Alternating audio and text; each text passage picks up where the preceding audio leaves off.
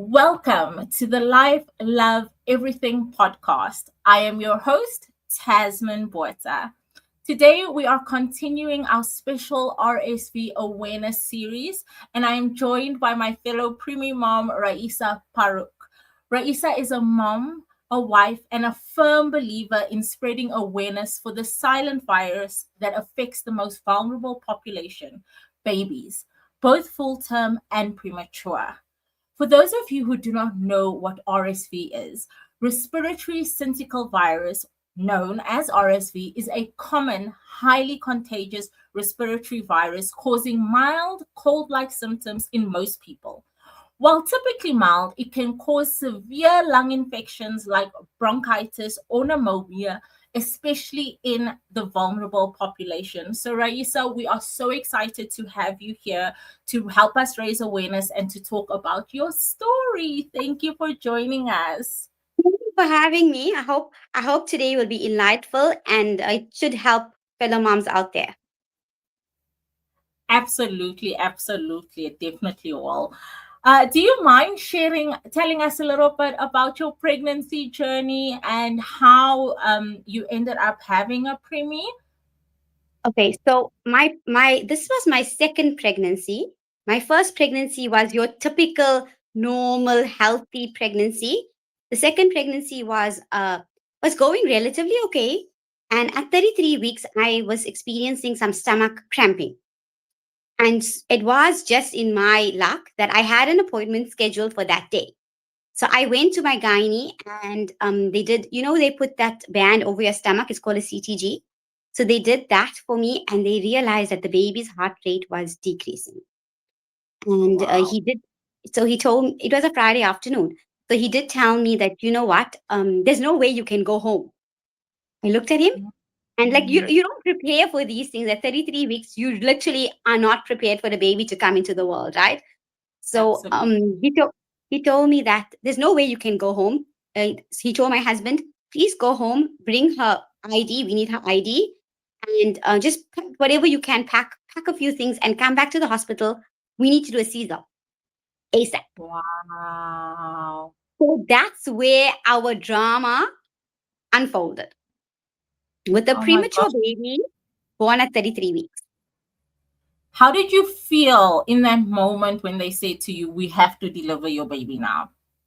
Um, at that point, I think I was numb. Like, you just I couldn't respond. I was upset. And at that point they had to put oxygen for me because they needed blood flow to the baby, right? So I told my husband, you know what, whatever needs to be done, we chose our gynae. And I told my husband, the gynae obviously knows more than we do as parents. So at this point, we like, whatever the gynae decides to do, let's just go ahead with it. And that's the point where we said, okay, this is not in our this is literally not in our control. Mhm. So we have to just go with the flow of things, and that's exactly what we did. So I was wheeled into theater, and that no choice of ped, no choice of who I want with me.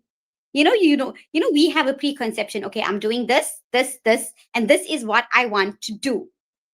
And life hits, and sometimes you just have to swim with it. Yeah, go That's with the exactly flow. what happened. Yeah. Oh man. And how long was your NICU stay with your baby?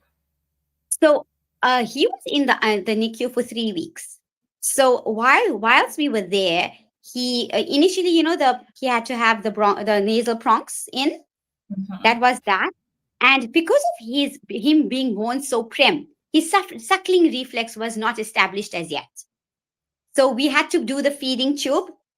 And I clearly remember every time I'm going in and they tell me, Mrs. Paruk, he drank 5 mils via the tube. And I'm like, okay. And then the next time you go in, how much did he drink? How much did he drink? And then he's like, he drank and then he got tired. And then he drank and then he got tired. And then you look, and as you go in, the most important numbers to you are the numbers on the scale, right? Did my baby pick up weight? What's his respiratory? We were looking, you look at the monitors there. The Somehow monitor, yeah. we become doctors. We literally know nothing about this, but you now know about respiratory rate and you know about things that we was jargon to us before. You know? Absolutely. I remember the way my son was positioned, his monitor was facing the door. So when I walked into the NICU, that's the first place I would look, yes, to see what are the stats before I come in. And it was like, okay, if you see lights, it means that everything is okay. If you don't see lights, it means that, things aren't okay. So I totally understand that in the beginning all those terms that they are saying mean absolutely nothing to you. You don't understand a word, and by the time you leave, you're an expert on It's all those words that they are talking language. about. It's our second language, right? And then so he was in the NICU basically not for his respiratory stories, but because he couldn't suckle. So our PED at that time was very clever. He called in a speech therapist, and my husband and I are like, what does speech therapy have to do with suckling? Absolutely, yes. And they do something where they stimulate the bottom of the neck to get them to suckle. And within 2 weeks, my son was out of hospital, but the doctor advised us that he needs no visitors. And we respected that. So we basically kept him in a cocoon at that point. So he was isolated. We did the He same thing. We weren't advised to, but I was so afraid of having to go back to hospital that we immediately came home and went into isolation. But even the isolation thing was like we didn't allow visitors in, but I had a toddler who had been going to preschool. So Mm, you know the drama when that happens. Every sneeze, every cough, every runny nose, that's what started our dramas. So my okay. daughter was in Yes, preschool at that point. Even though we were taking our precautions, no visitors for that initial period and whatever, but everyone was excited also to see him. So I think absolutely. after like 3 months or something, I allowed people to come and allowed, like, when in my head, I felt that was an okay time. Mhm. So I allowed people to come, I allowed people to visit. And that's what somehow also triggered it. But I think it was just viruses from the kid. It's basically kiddies that spread the virus to kiddies. And that's what led Absolutely. us to my RSV. Okay. So, can you tell us a little bit more about what were the signs and symptoms that you saw? And how was the journey? Did you go to the GP? What happened? That you Okay. that you So know I'm, that your I'm baby gonna ended spill up. the tea. I'm gonna spill the tea, Tasmin. So Please do. what was a normal cold, a normal flu for one baby ended up as bronchopneumonia, septicemia, RSV for my baby. How A old was your simple baby at this runny nose. stage?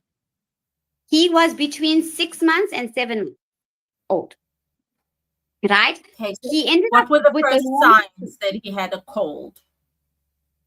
He he my it basically went this RSV went through my whole family, my whole household, what presented with different symptoms, right? So my daughter came home, my daughter had the runny nose, my daughter had the occasional fever, a simple flu, right?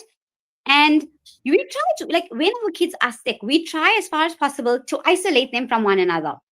You stay in Yes, this room, you don't touch him, don't kiss him, don't carry him. But there's only a certain extent that you can manage and you can let that happen, you know? absolutely. And I mean, you are still parenting. You still have to parent both your children as well. So that's where my husband came in. So if he realized that I'm with the baby, he would try as far as possible to do more or less most of the stuff with the bigger one.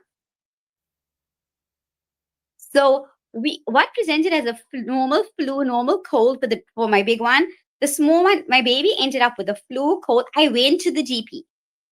I went maybe Okay. twice to the GP because he was presenting with fevers. He was presenting with the runny nose. He was crying at night. Eventually, he had a ear infection with the that. Yeah, ears, Um, nose, throat, they all go together. so he had an ear infection and he was on an antibiotic, Zitromax, for the ear infection. And that day, I went to the doctor. I'm like, what? I told my husband that something doesn't feel right to me. And he's like, Mm, no, he's just sick. I'm like, Mohammed, there's something definitely wrong. Please, can we go to the GP? So we went back to the GP and he told me that the fluid in his ears were not draining as it's supposed to. I think we need to go to he said that you need to go to the ENT. This was a weekday. And I was scheduled to go to the ENT the next day. And my husband had to go for a meeting somewhere. So I was left alone in a flat with two kiddos. My daughter must have been about 5 at the time and I had the baby. 4 or 5 at the time and I had my baby.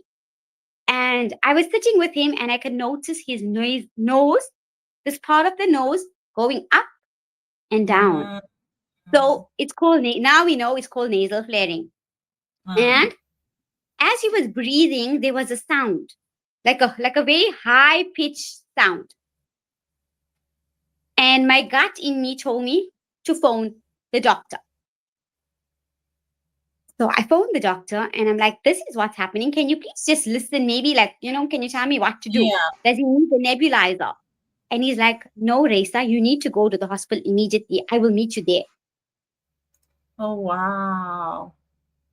So So when he said those words to you, how did you feel? Did you instantly start panicking? Like, what's going through your mind? looking back now, I'm like, I literally left my daughter alone in the flat. The neighbors were there. I just took my son, and at that point, his body had been going cold, right? He Oh was my starting to go blue. And I'm trying to phone my husband, and to no avail. He's not answering. So I ran to the people next door. I haven't met them before. They don't know me. I don't know their name. Nothing. Because we live in a flat, we just moved in. I ran next door and I'm like, you know what? I need to go to the hospital. There's something wrong with my child. Sure. So I jumped in a car. I jumped in the car with a stranger. All I know is he's my neighbor. So I jumped in his car. I left my daughter at home, and the neighbors said, okay, don't stress. We are here. And at that point, we phoned the granny, one of the grannies, to say, this is the drama. I'm going.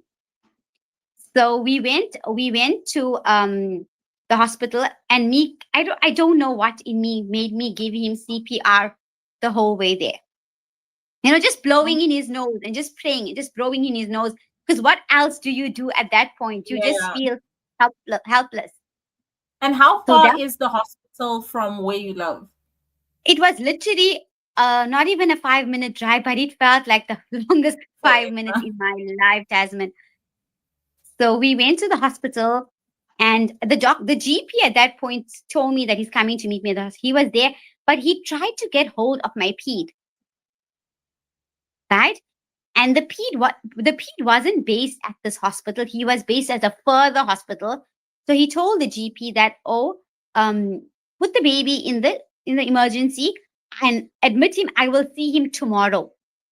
Oh my goodness. My GP didn't take no for an answer, so he called another ped that sprang to action. Somebody we haven't met before, somebody who doesn't know my child, just someone that had a passion for what he did. So he came through to the hospital, and at that point, I just heard the word adrenaline. I just heard the word hypertonic saline. I heard the word SpO2. And that's when they did heroic actions. Tasmin, I don't know what they did that day, but all they told me was, Mrs. Paruk, your son was this close to being ventilated. Your son's Oh, SpO2 was sitting at 77. sure. So So they did for what? parents that don't know, what is that? The oxygen level. Right. So that's basically the oxygen level that spreads throughout our body. It should be over 90, right? So this oxygen levels, and then it needs to be a certain amount in order for your child to be getting the oxygen and being able to breathe properly. So he told me that he needed to do this and he needed to do that, and we just standing there, my husband and I, like, what do we do? Yeah. And we felt like we were at the mercy of the doctors, because they needed to do what they needed to do. So this doctor, the ped, was a relatively young ped. He even called in supervisors and people that are more senior than him to assist him in the drama. And And that's where our RSV drama began. So my daughter, my son had RSV. He was admitted into hospital, and my husband and we were taking shifts between the family, the grandparents also. At that point, they knew that he needed to be isolated because it wasn't an easy case. He was in the NIC, he was in the high care in the ICU, and you don't know what the day holds. Like we were sitting with him, and all of a sudden you just hear that teet, teet, teet, teet, and you look up and you just see the numbers dropping. You see the Mm. numbers dropping, and then you see So them how did it increase. feel for you guys to be back in the NICU? Did it bring It up was, any old at feelings? this point, they couldn't put him back in the NICU because he So was how already discharged from, like, I think the hospital has a thing where once they discharge from the NICU, you can't go back to the NICU. He was already past that stage. He was already past that 3 months or something stage. He needed to be in the peds ward. But because he was such a delicate state, they put him in the normal ICU. okay, so the pediatric ICU, right? PICU, that's what we call it. The hospital didn't have a specialized pediatric ICU. So he was with the Uh, others in a general ICU. So there were yeah. elderly people. There was an array of people that were there. And Tasman, whilst we were there, you'll be sitting, right? And this thing will go teet, teet, teet, teet. You know something's about to happen. You know there's drama unfolding. And then they'll come and they'll increase the oxygen flow. So this is they have this thing in the nose that helps them to breathe. Yes. It's called a nasal prongs. So they just start increasing it. Then they'll tell me, Mrs. Paruk, we did physio with him, and this is what we're doing. And we called in a pediatric pulmonologist to help him. And at that point, the doctors were doing everything. And were you And seeing improvement? I was, that's the thing with the RSV. You think they're doing better, and then something knocks. I don't know what it is. Something just hits, and then you see a little bit of a decline. And then Mm. he managed to spring back again. And that's when my daughter started presenting with symptoms also. Oh no. So then we took her back to the G. Then I told my husband, you know what? I think we're doing a injustice to our kids by just going. They're still babies, right? So we thought, okay, fine, we can take them to the GP. I'm like, Mohammed, I think we're just doing injustice to the kids. Babies need to go to the ped. So we took her back to the ped, and he's like, you know what? I think she also needs to be nebulized, but we need to monitor her. So she got admitted as well. So I had one in the pediatric ward, one in the ICU at that point. Oh my goodness. That is terrible. So how did you guys manage with both children being in hospital? Dad being with one, and at that point, my husband's like, you know what? The baby doesn't understand that you are not there. The bigger one Mm, understands, mommy, I want mom. So he was with the baby, and I was like, he's like, you know what? There's too much of stress happening. I was expressing, I was breastfeeding, mhm, and with all the drama that unfolded, I could notice a decline in my milk. So absolutely. that's when we had to buy our first bottle of formula. Uh, So in retrospect, now we realize that it was for the better because I could accept help from others. I didn't have to physically be there all the time. true.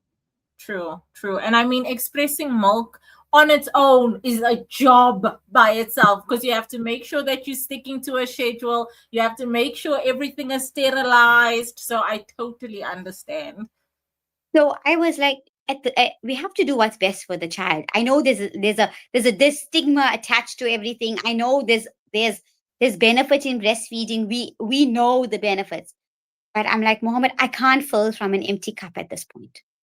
I can't. Absolutely, So he did absolutely. one baby, he did one child, I did the other. And that's how we navigated the RSV. And I think that was the beginning of my paranoia, Tasman. It just made me Uh, into somebody I'm not. Oh man, I can imagine. I can imagine. So how long did the children stay in the hospital? The baby ended up with bronchopneumonia, septicemia with the RSV, right? So the infection basically, from being a normal cold, went to his chest and it turned into an infection of his blood.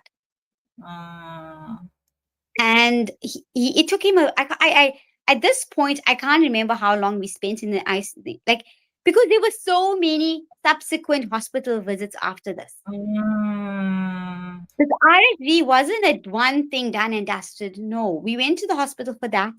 We came home, and within the next month, Tasmin, we ended up with another virus because your immune system is so it's weak so already.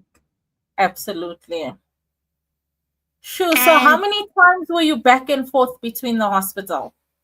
Tasmin, if I tell you, like maybe 6, 8, the hospital was our second home. I'm not Oh, joking. I'm not exaggerating. I knew what was on the menu. I knew the nurses by names. They oh just knew, wow. because a normal, simple cold will just straight away go to my child's chest. And Hmm. subsequently, he had influenza A, he had influenza A, he had some other viruses, and then he ended up with pertussis, whooping cough. That was also a very big one. Oh my So goodness. you know, with the hospital, Tasman, you go in with one thing, right? They try and have their controls in place. We sanitizing, you wearing the equipment, you doing whatever needs to be done. But somehow the hospital breeds infections.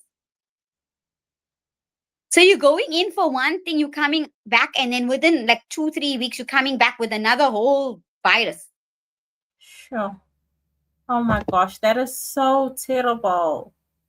So and it wasn't like we were going to a government facility. We were going to private facilities with, in our head, that's what was good for our baby. So we were doing that, but still, there was still this element of coming home and still getting another virus. We don't know along the way where it could have been picked up from.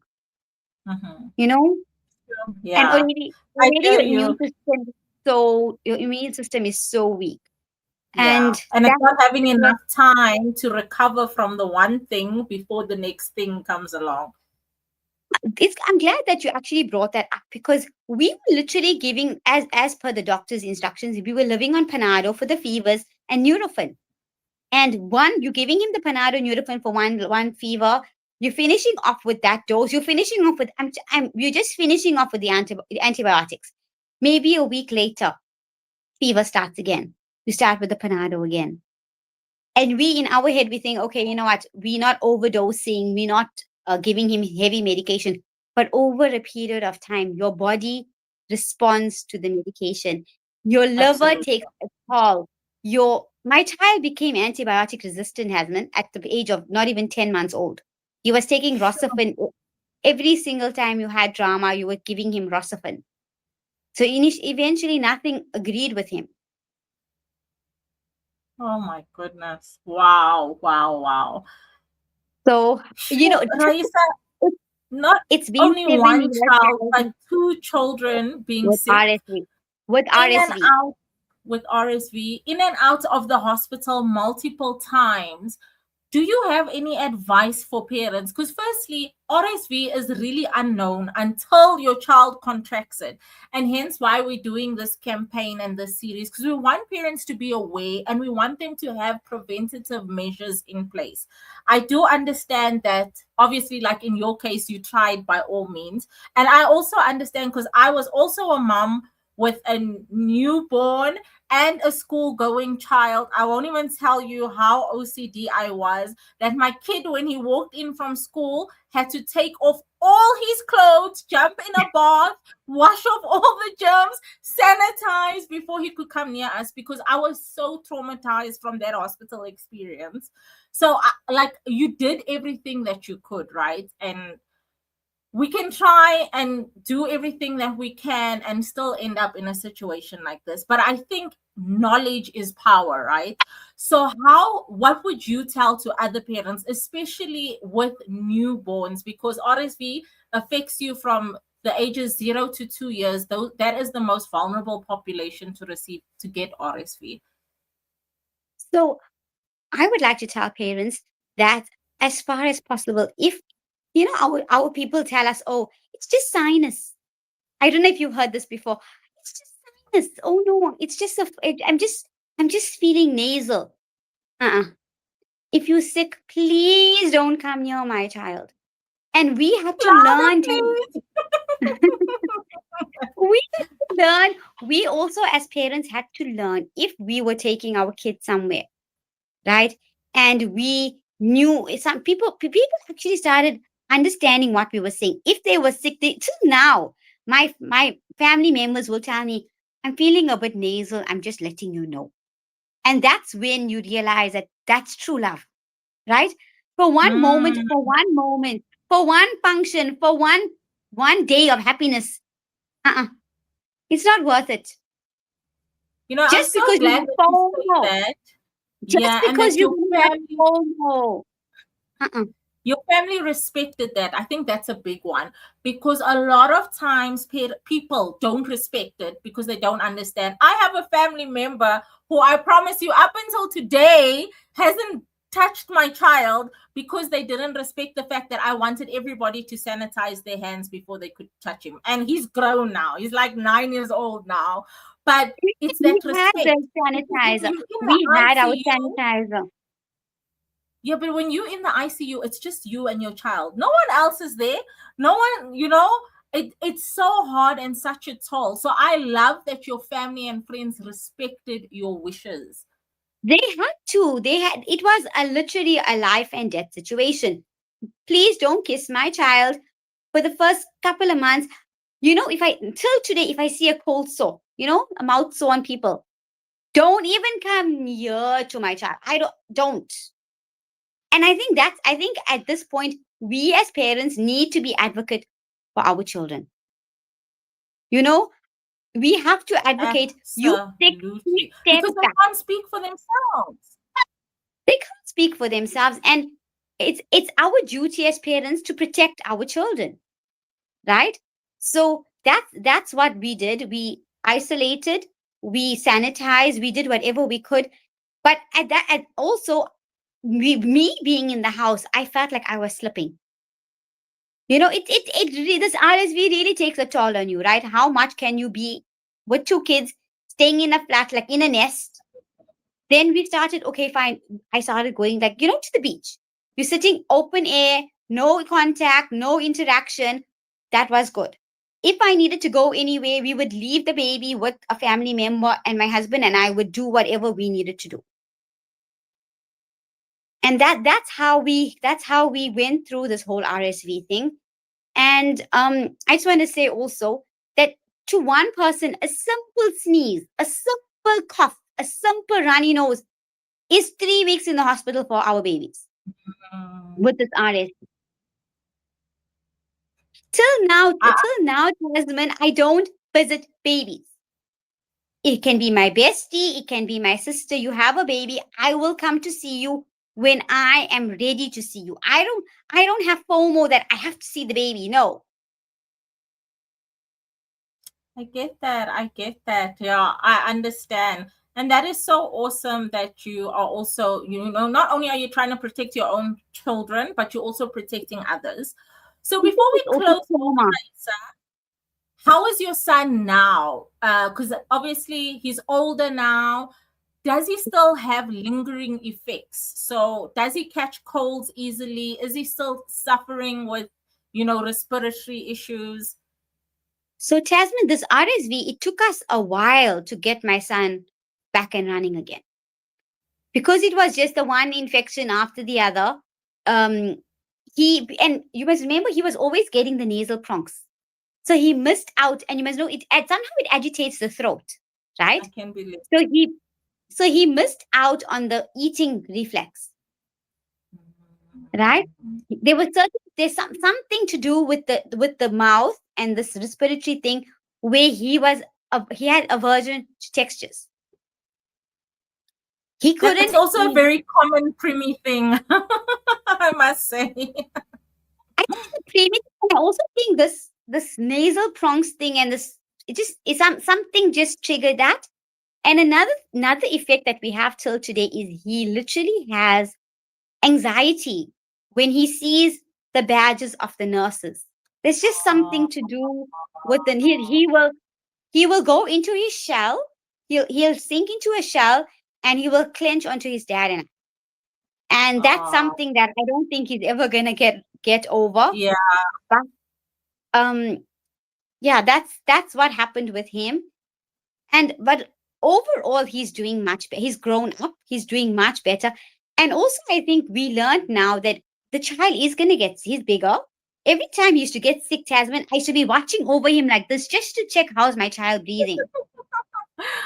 I can relate so much to that. I had a pulse oximeter. You know, in COVID we had those things where you could measure with the finger.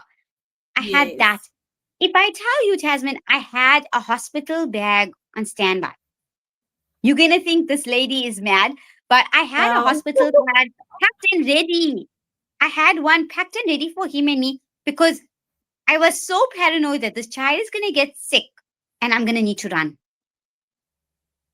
No, I totally get it. I feel like even up until now, I'm all like my other kids can get sick, and I'm like, oh, have a panado, have a.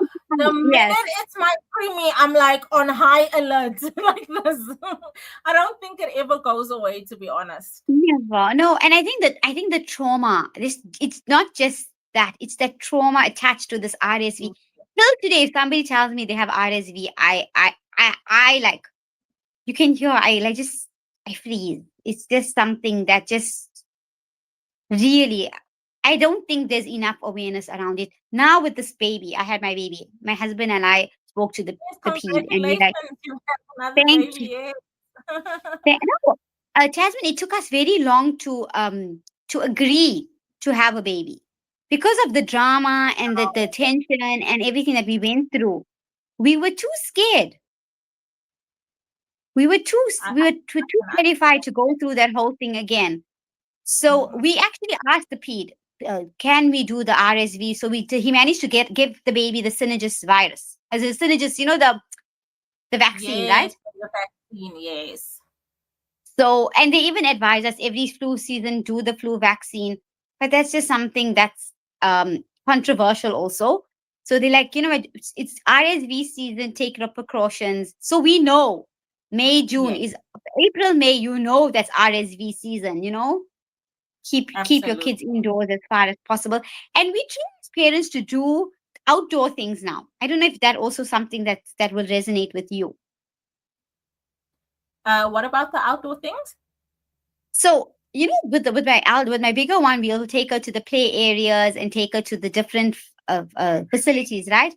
With this middle one, because of his RSV and with his drama, I told my husband, let's try and be in nature. Let's try and let our child play outside. Let him Uh, go to the beach. So you're not in a closed space. You're in open space, sunlight. Somehow in our head we feel that there's not as many germs and viruses there. I see. I see. I see. I get you. I can understand why you would come up with that reasoning. But I'm so glad to hear that he is so much better, that you've gone on to extend your family. I think that is just so wonderful. And we're wishing you all the best with the new little one. And I just want to say thank you so much for being so open and vulnerable and sharing your journey with us, because as everyone can hear, it really wasn't an easy journey. And, it begins with your kind of stories, you telling your story, that we can make everybody else aware about RSV. So thank you so very much. Thank you for having me, and I genuinely hope that at least one parent benefits from today. And all the best in your podcast, in your series, and I hope we manage to raise awareness.